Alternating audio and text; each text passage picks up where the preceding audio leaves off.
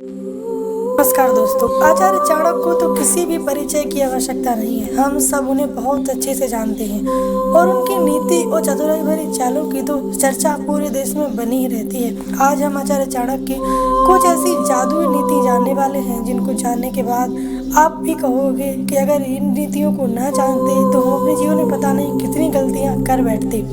आज की इस वीडियो बहुत ही खास होने वाली है क्योंकि आज हम ऐसे लोगों के बारे में बात करेंगे जिनसे हमें दूर रहना चाहिए, जिन्हें अपने जीवन से निकाल के फेंक देना चाहिए। और ये वीडियो स्पेशल 2025 के लिए है। अब 2025 आने से पहले इन लोगों को निकाल के फेंक दो अपने जीवन से, वरना ये लोग आपको 2025 तो खराब करेंगे, साथ ही आपका जीवन भी खराब करेंगे। क्योंकि एक बार जो आदत हमें लग जाती है वो लग जाती है, उसे छोड़ना बहुत मुश्किल होता है। और इन लोगों का बिहेवियर कहीं ना कहीं हमारे जीवन में भी आता है। हम जैसे व्यक्ति के साथ रहते हैं या जैसे व्यक्ति के संपर्क में रहते हैं, उस व्यक्ति की आदतें कहीं ना कहीं हमारी आदतों में भी मिलती हैं और आदतें ही तो हमारा व्यवहार बनाती हैं। अगर हमारे व्यवहार में खराब आदतें हैं तो हमारा व्यवहार खराब हो जाता है, और अगर अच्छी आदतें हैं तो हमारा व्यवहार अच्छा हो जाता है। आचार्य चाणक्य की पहली नीति है कि जिस व्यक्ति के पास विद्या नहीं, तप नहीं, दान, वीरता नहीं, शील, गुण और धर्म नहीं, वह इस धरती पर बोझ है। क्योंकि वह हिरण की तरह हमेशा घास चरने में ही लगा रहता है। वह निरर्थक जीवन जीता है और भोजन करने और भौतिक सुख में लिप्त जानवर की भांति मर जाता है। आचार्य चाणक्य की दूसरी नीति है जो व्यक्ति जन्म लेकर भी धर्म, अर्थ, काम और मोक्ष इन चारों में से किसी के लिए भी प्रयत्नशील नहीं रहता और न ही किसी एक की प्राप्ति के लिए कार्य करता है या प्रयास करता है, उस व्यक्ति का जन्म लेना अकारण ही साबित होता है। ऐसा व्यक्ति मानव शरीर लेकर भी केवल मरने के लिए ही पैदा होता है।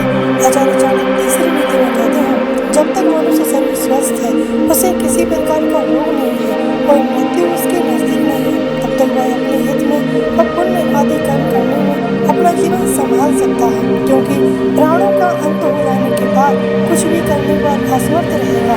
इसलिए मनुष्य को उस समय का समुचित उपयोग करते हुए धर्म कार्य अवश्य करना चाहिए। आचार्य चाणक्य अपनी चौथी नीति में कहते हैं यदि इस पृथ्वी पर कुछ स्थायी है तो वह है सत्य। सत्य के अलावा बाकी सब कुछ मिथ्या है। सारी सृष्टि केवल और केवल सच पर ही आधारित है। मनुष्य को सदा सच का सहारा लेना चाहिए।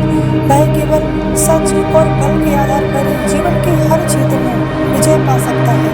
झूठ का सहारा लेकर वह कभी भी आगे नहीं बढ़ सकता।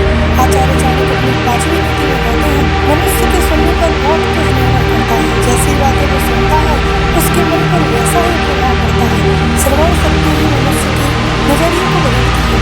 सुनकर ही धर्म का ज्ञान प्राप्त होता है और सुनकर ही वह मोक्ष की प्रेरणा देता है। अर्थात सब कुछ मनुष्य के सुनने पर ही निर्भर है। आचार्य चाणक्य अपनी छठी नीति में कहते हैं मनुष्य को अपने कर्मों का फल अवश्य मिलता है, क्योंकि उसके कर्मों के द्वारा ही उसकी मृत्यु निर्मित होती है।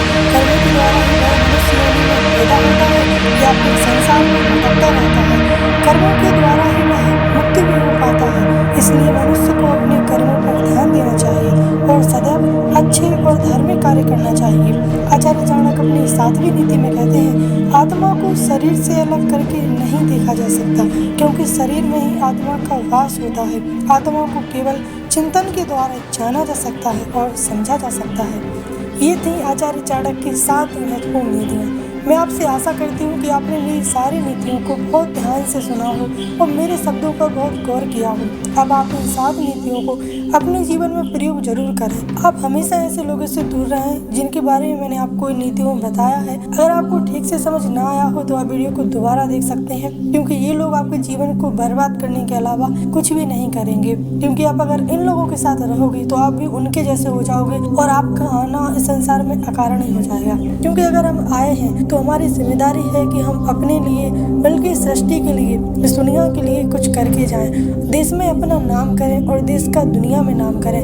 ये हमारी अपनी जिम्मेदारी है, क्योंकि संघर्ष तो हर किसी के जीवन में है और जिसके जीवन में संघर्ष नहीं उसका तो जीवन ही नहीं है।